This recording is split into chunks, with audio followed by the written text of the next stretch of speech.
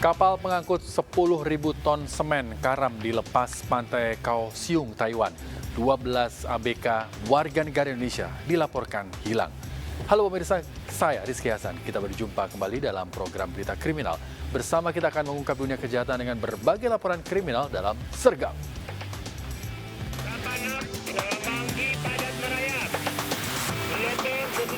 Jajaran Puring hingga saat ini aman terkendali. 86 Bantuannya 87 jajaran kuda 86. Pemirsa, kapal Sing Sun yang mengangkut 10.000 ton semen karam dilepas pantai Kaohsiung, Taiwan. Dari 17 ABK warga negara Indonesia, 5 diantaranya selamat, sementara 12 lainnya dilaporkan hilang.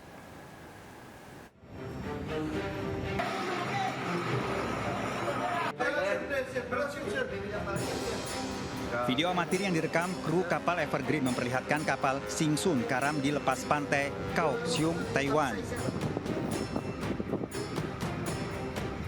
Kapal pengangkut 10.000 ton semen tersebut terombang-ambing dan tenggelam akibat cuaca buruk, yakni hantaman badai angin Changhua Waihai.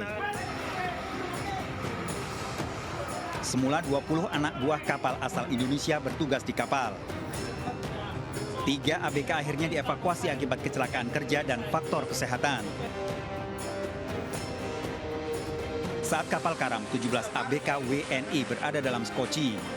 5 diantaranya berhasil diselamatkan kru kapal Evergreen yang melintas. Sementara 12 lainnya dilaporkan hilang. Terjadi problem mesin, cuaca buruk, di Jamping juga cuaca buruk, otomatis kalau istilah kata dia terombang-ambing. Nah, terus ceritanya yang di atas kapal itu ada berapa ABK asal Indonesia? Sesuai dengan yang kita dapat crew listnya itu ada 20. Sebelum kejadian terombang-ambing kan sempat ada rescue dari pihak keselamatan Taiwan karena ada orang sakit di atas kapal 3 orang. Ada aksiden. Sebelum kejadian itu ada 3 orang aksiden diangkut dengan kapal helikopter, pesawat helikopter. 5 ABK yang diselamatkan kru kapal Evergreen adalah Inggar Prastia Nurdika, Rejeki Muji Sulistianto, Satriadi Ritonga, Tedio Arizal Taufik, serta Rinto Calvin Sembiring. Sementara 12 ABK lainnya yang hilang masih menunggu konfirmasi dari otoritas di Taiwan. Dari Makassar, Sulawesi Selatan, Julius Win melaporkan. Seorang pengemudi mobil menjadi korban pemalakan di Jalan Lintas Sumatera, Lampung. Pelaku yang merupakan seorang residivis menantang korban berduel dan adu tembak.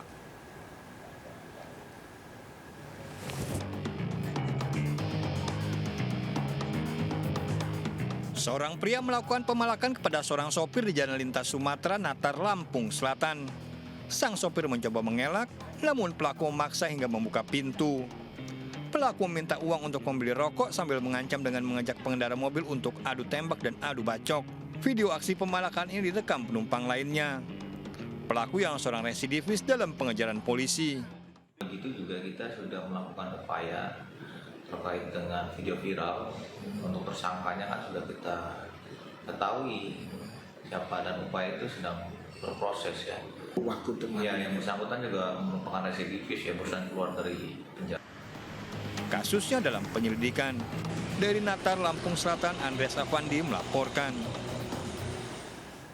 3 pelajar SMK di Sukabumi, Jawa Barat diamankan polisi lantaran mengacungkan senjata tajam ke penumpang angkutan umum. Aksi para pelaku direkam penumpang dan videonya viral di media sosial.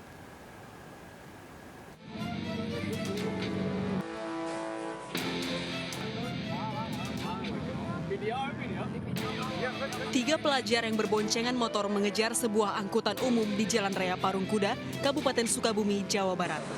Para pelaku mengancam penumpang angkot dengan sebilah celurit. Diduga pelaku mengancam penumpang yang merupakan pelajar dari sekolah lain.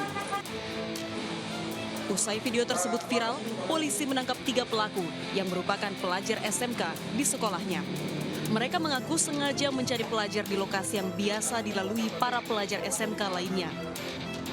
Mereka yang kami tangkap ini membuat resah warga masyarakat Parung Kuda dengan cara ugal-ugalan mengendarai kendaraan berupa sepeda motor dengan mengacung-acungkan sebilah senjata tajam berupa celurit. Ini BB-nya yang mereka bawa, mereka acung-acungkan. Ketika pelaku diperiksa di Mapolsek Parung Kuda, polisi mendalami motif para pelaku. Atas perbuatannya, para pelaku terancam hukuman 5 tahun penjara. Dari Sukabumi, Jawa Barat, Budi Setiawan melaporkan. Seorang penjual pentol keliling di Sidoarjo, Jawa Timur membunuh wanita selingkuhannya. Pelaku dan korban sebelumnya terlibat cekcok di sebuah hotel.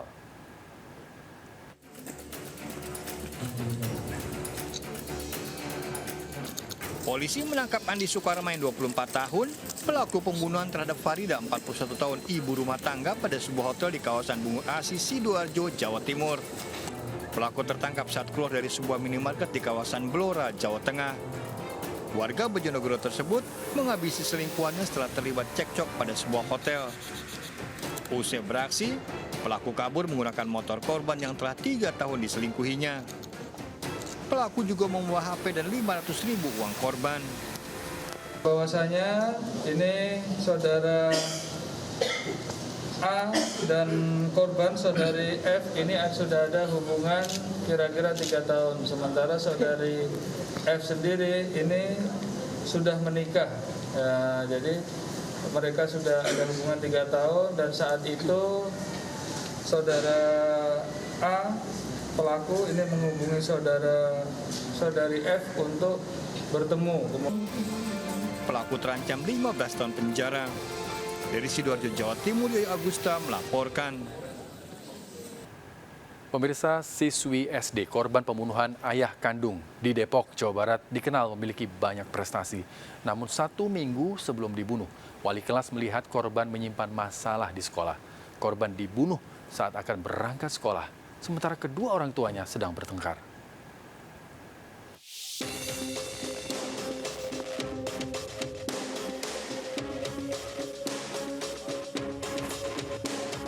Siswi kelas 5 SD Negeri Sukamaju 9 Cilodong ini ditemukan warga perumahan Jati Jajar Depok tewas dengan luka senjata tajam tak jauh dari ibunya yang mengalami luka hampir di sekujur tubuhnya. Bocah berusia 11 tahun ini tewas sudah memakai seragam sekolah. Warga berdatangan setelah mendengar teriakan korban yang meminta tolong. Warga kemudian mengevakuasi korban dan dilarikan ke rumah sakit. Warga sendiri sebelumnya sejak dia ribut-ribut sering memelerai nggak sih Bu? Sering mengingatkan nggak sih? Kenapa tuh saking seringnya udah lah, udah biasa namanya rumah tangga. Udah. Terus sampai sekarang ini nggak tahu. Nah puncaknya malam itu, malam ini? Subuh. Apa yang didengar tetangga? Ya ribut-ribut biasa, itu udah biasa. Udah saking seringnya kita udah ya udahlah. Iya, siap. Pelaku pembunuhan ayah kandung korban. Pas saya pagi tadi dengar teriakan itu saya langsung keluar. Nah pas keluar tuh pelaku udah duduk di sini, di depan sini sambil nangis-nangis gitu kan. Nah akhirnya kita tenangin sama tetangga, sama saudaranya dia juga. Pak Heru namanya. Saya kasih kopi, saya kasih rokok juga, maksudnya biar dia tenang kan. Nah saya juga belum tahu kalau itu dia udah habis. Dalam pemeriksaan di kantor polisi, pelaku mengaku sakit hati. Berdalih, kedua korban sering melawan. Ya kalau cerita saya sama anak tuh satu yang bukan dari dia sering dibuat kesel terus Pak saya. Saya juga sakit harga diri tapi mau saya salah dan anak juga. Kenapa anaknya itu nggak bersalah? Kenapa dibunuh begitu? Hah? Hilang? Kajian dan segala macam. Tapi saya selalu tanya tidak pernah menjawab. Akan itu kewajiban Bang kalau nyekolahin mah. Kok nuntut sih? Saat itu anak lagi ngapain sih Bang? Mau berangkat sekolah Pak, itu saya. Cuma saya tanya dia nggak pernah jawab. Saya tegur aja dia cuek aja gitu Pak. Saya masih sama itu juga. Ketika itu saat itu mau pulang. Bang suaranya kencangan dong. Istri juga saya itu mau pulang ke rumah gitu dia katanya udah ngomong sama saya gitu Pak. Korban di sekolah dikenal pandai bergaul dengan teman-teman dan gurunya. Selain kepandaian dalam berbagai mata pelajaran, korban memiliki kelebihan di bidang seni, menggambar, dan bernyanyi. Ya, ada reaksi yang saya tahu dalam 1 minggu itu memang ada perubahan. Perubahannya itu seperti rasa bengong, sedih gitu atau gimana. Terus saya coba dekatin. Nah, kenapa kamu berubah? Nggak seperti biasanya. Nggak apa-apa, Bu. Saya nggak ada tidak kenapa-napa. Sampai saya rayu-rayu, ibu kan guru kelas, kan pengen tahu. Coba cerita aja. Barangkali ibu bisa bantu kamu. Kenapa kamu sampai seperti ini? Karena ibu tahu nih, kamu ada perubahan. Enggak, Bu, saya nggak apa-apa, ibu benar gitu. Jadi tidak pernah mengaku. Ibu korban kini masih menjalani perawatan di Rumah Sakit Sentra Medika Cimanggis, Depok dalam kondisi kritis. Sementara tersangka terancam hukuman 15 tahun penjara.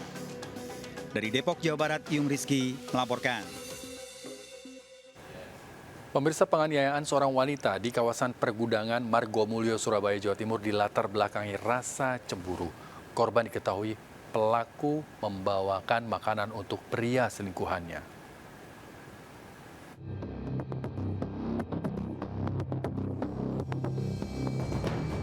RW ditangkap polisi usai menganiaya istrinya di tempat kerjanya di kawasan pergudangan Margomulyo, Permai, Surabaya. Dalam pemeriksaan di kantor polisi, RW mengakui menganiaya istrinya karena memendam rasa cemburu. Pria berusia 41 tahun ini mengetahui istrinya memiliki pria idaman lain dari percakapan di handphone. Saya tahu terakhir itu hari Senin apa gimana? Baru satu kali. Baru lihat dari mana? HP-nya kan dikunci sendiri, nggak bisa dilihat. Oh, gitu. Nah, sampean taunya itu selingkuhan bagaimana, Pak? Perasaan. Sering main HP, sering lihat malam bangun tidur, kamar mandi bawa HP. Dari hasil pemeriksaan di kantor polisi, tersangka menemukan senjata tajam di sekitar lokasi penganiayaan.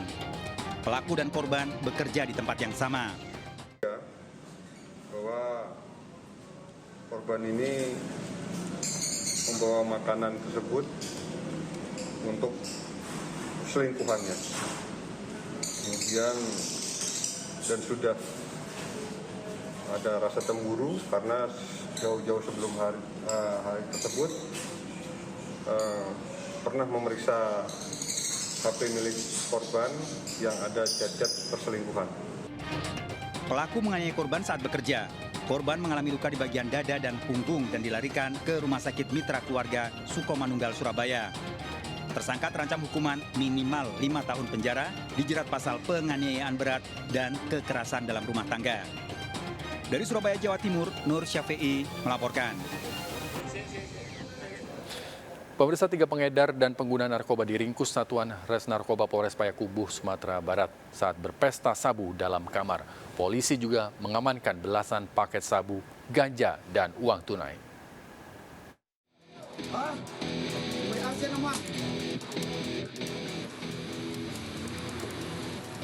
Tim Opsnal Satuan Res Narkoba Polres Payakumbuh menggerebek sebuah rumah di Kabupaten 50 Kota, Sumatera Barat. Seorang wanita tampak terkejut melihat kedatangan polisi. Kami dari Polres. Polisi menggeledah tiap ruang, termasuk kamar di lantai 2. 3 pria yang sedang pesta sabu diringkus, yakni RM, AZ, dan ZK. Mereka ditangkap tanpa perlawanan karena sedang dalam pengaruh sabu. Polisi mengamankan sejumlah barang bukti, termasuk belasan paket sabu, paket ganja, timbangan, dan uang tunai. Narkoba diperoleh dari seorang bandar yang sedang meringkuk di lapas. Kita lakukan pengembangan dan berhasil kita tangkap 3 orang tersangka yang diduga menyalahgunakan narkoba jenis sabu dan ganja. Dari tangan ketiga tersangka kita sita 13 paket sabu yang sudah dikemas dalam plastik bening, kemudian 1 paket ganja kering. Dari hasil keterangan tersangka bahwasanya sabu tersebut didapat yang dikendalikan oleh dari lapas yang ada di wilayah Sumatera Barat. Polisi masih mengembangkan kasus untuk membongkar jaringan besar narkoba diduga melibatkan sindikat antar negara. Dari Payakumbuh, Sumatera Barat, Agung Sulistyo melaporkan. Sementara itu, Satuan Res Narkoba Polres Bangka Barat, Bangka Belitung meringkus 2 kurir sabu. Dari pelaku, polisi menyita barang bukti berupa paket besar sabu.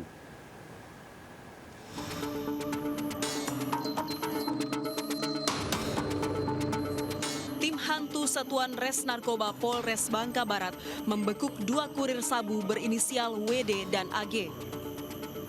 Polisi menangkap WD saat berkendara di sekitar Masjid Agung Muntok, Bangka Barat.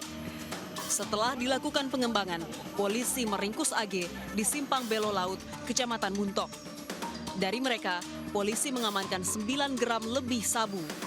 Keduanya digelandang ke Mapolres Bangka Barat. Yang berhasil diamankan adalah 1 paket besar dengan berat kurang lebih 9,19 gram dan uang 300.000, yang mana uang itu adalah hasil upah mengambil sabu tersebut. Tersangka mengaku mendapat sabu dari seseorang yang tidak dikenalnya melalui pesan elektronik. WD mengaku sudah 3 bulan mengedarkan sabu di wilayah Muntok dan sekitarnya.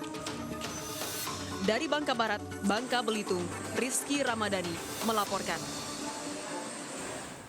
Aksi 2 pencuri sepeda motor di sebuah tempat kos di Meruya, Kembangan, Jakarta Barat terekam CCTV. Dalam hitungan detik, pelaku menggasak motor milik pengunjung kos. Memperlihatkan 2 orang pengincar sepeda motor. Rekaman CCTV memperlihatkan 2 orang pengincar sepeda motor yang terparkir di tempat kos di Jalan Menara 4, Meruya Selatan, Kembangan, Jakarta Barat. Di atas motor. Seorang pelaku memantau situasi dengan menunggu di atas motor. Sementara seorang lainnya menjadi eksekusi dengan merusak kunci kontak dan kunci ganda.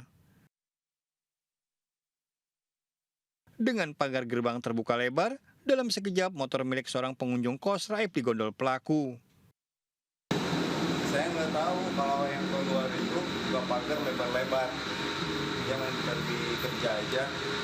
Setelah saya bangun, motor itu udah langsung hilang. Udah ada di sini. Motor.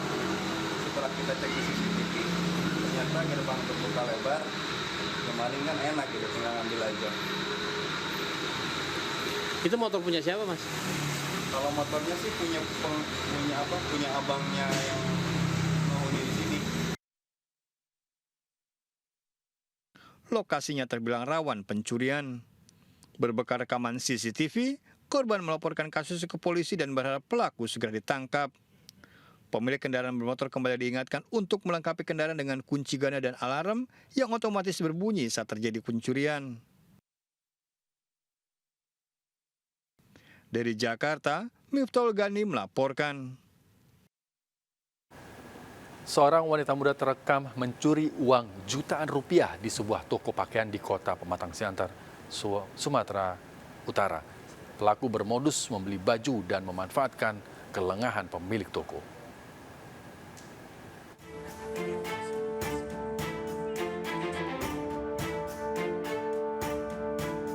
CCTV merekam seorang wanita muda yang nekat mencuri sejumlah uang di sebuah toko pakaian di Jalan Sriwijaya, Kota Pematang Siantar, Sumatera Utara. Pelaku yang beraksi seorang diri bermodus membeli baju. Memanfaatkan meja kasir yang tidak dijaga, pelaku mengambil uang sebanyak 2,5 juta rupiah dari dalam dompet yang diletakkan di atas meja kasir. Belum diketahui identitas pelaku. Langsung ke belakang, langsung ke arah meja ini, meja kasir ya. Ngambil yang di dalam tas itulah, ngambil uang yang di dalam tas. Berapa lama itu prosesnya itu dengan cepat ya, Bu? Cepat, cepat. Dia ngambil langsung dibuka tas, buka tas langsung dapat uangnya udah. Untuk memberi efek jera dan mencari keberadaan pelaku, pemilik toko menyebarluaskan rekaman CCTV lewat media sosial. Korban berharap pelaku mau mengembalikan uang yang diambil sebelum korban melaporkan kasus tersebut ke polisi. Dari Pematang Siantar, Sumatera Utara, Dharma Setiawan melaporkan. Motor seorang sales raib dibawa kabur komplotan curanmor saat hendak menagih pembayaran di warung di Medan, Sumatera Utara. Hanya dalam hitungan detik, para pelaku menggasak motor korban di tengah situasi yang ramai. Aku bilang sama dia, keretamu digeser, aku bilang. Dua komplotan curanmor terekam CCTV menggasak motor di Jalan Ngumban, Surbakti, Medan, Sumatera Utara. Kejadian berawal ketika Taufik Septian, sang korban, seorang sales, hendak menagih penjualan di warung. Korban memarkir motor yang dikendarai di depan pintu masuk warung. Saat korban bertransaksi di warung, seorang pelaku langsung memanfaatkan kesempatan dengan membobol kunci kontak motor. Hanya dalam hitungan detik, motor korban dibawa kabur pelaku. Diduga kedua pelaku sudah mengintai motor korban sebelum korban tiba di lokasi. Bang, pas mau ditekan kemari, saya masuk ke dalam tuh, ngobrol sama ibu tuh karena saya tagihan sama orderan. Nggak lama-lama, jalan waktu ibu tuh nengok CCTV, pas kami lagi ngomong, ibu tuh lihat CCTV, pik, nama saya kan tau pik tuh, pik, keretamu, kata gitu bang. Jadi saya dari dalam langsung lari, pas kedapatan di depan, itu maling tadi udah langsung angkat ke saya langsung gitu bang. Aksi pencurian motor marak terjadi di wilayah tersebut. Peristiwa pencurian dilaporkan korban ke Polsek Sunggal. Dari Medan, Sumatera Utara, Ahmad Ridwan Nasution melaporkan. Pemirsa, komplotan pencuri burung kicau beraksi di rumah warga di Kota Salatiga, Jawa Tengah. Dua pelaku membawa kabur 8 ekor burung kicau seharga puluhan juta rupiah dari 3 rumah. Oh ya benar, saya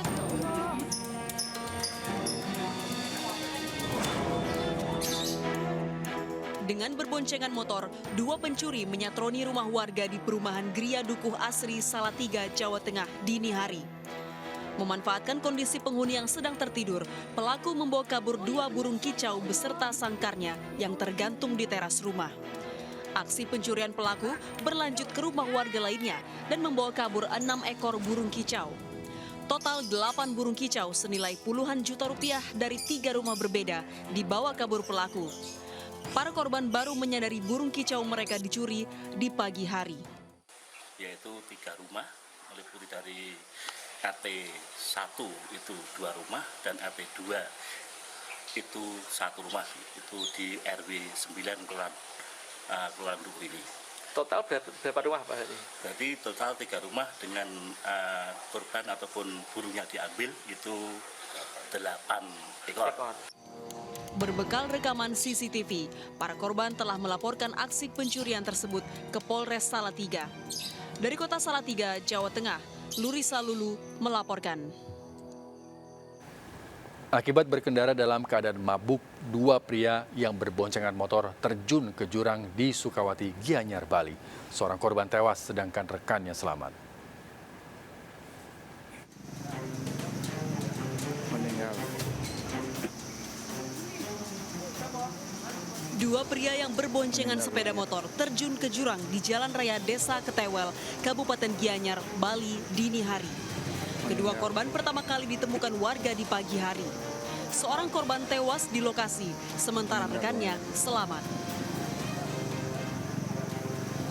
Menerima laporan warga, petugas medis dan kepolisian mendatangi lokasi untuk mengevakuasi korban. Diduga kedua korban mengendarai motor dalam keadaan mabuk sehingga tak dapat mengendalikan motor. Meninggal dunia dan 1 masih dibawa ke rumah sakit. Kemungkinan karena kelalaian yang bersangkutan. Ya, jatuh ke jurang, kejadiannya tengah malam, padahal penerangan di jalan cukup dan jalan saat itu sepi. Jenazah korban tewas dievakuasi ke Rumah Sakit Sanjiwani Gianyar sebelum diserahkan kepada keluarga. Polisi menyelidiki penyebab pasti kecelakaan. Berkendaralah dalam kondisi tubuh yang prima untuk menghindari kecelakaan. Dari Gianyar, Bali, Ketut Catur Kusumaningrat melaporkan.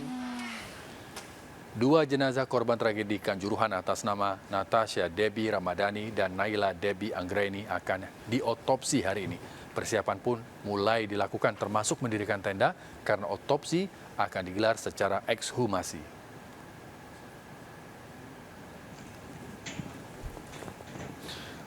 Beberapa pekerja di tempat pemakaman umum Dusun Patuk Wajak, Kabupaten Malang, Jawa Timur mulai memasang tenda di atas 2 makam korban tragedi Kanjuruhan, yakni Natasha Debbie Ramadhani dan Naila Debbie Anggraini. Ekshumasi dilakukan untuk mengetahui penyebab kematian korban. Otopsi dilakukan atas permintaan ayah korban. Otopsi akan dilakukan oleh Dokes Polda Jatim serta tim dokter dari Persatuan Dokter Forensik. Belum ada kepastian ihwal jumlah dokter yang akan melakukan otopsi. Semula otopsi dijadwalkan 21 Oktober lalu.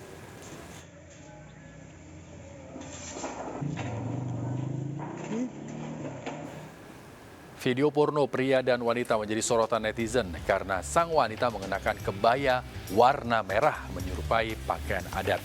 Informasi ini akan kami hadirkan untuk Anda sesaat lagi. Tetaplah bersama Sergap. Bantuannya 8 untuk jalan kuda.